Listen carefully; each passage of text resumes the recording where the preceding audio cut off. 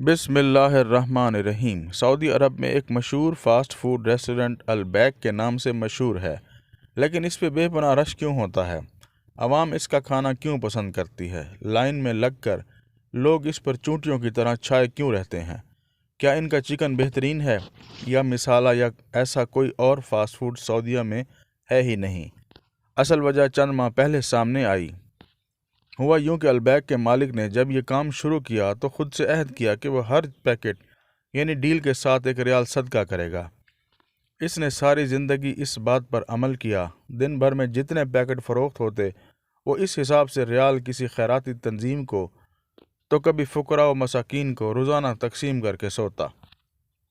نوبت یہاں تک آ گئی کہ بڑے بڑے خیراتی ادارے البیک کی خیرات پر پلنے لگے اور کسی کو کانوں کان بھنک بھی نہ پڑی۔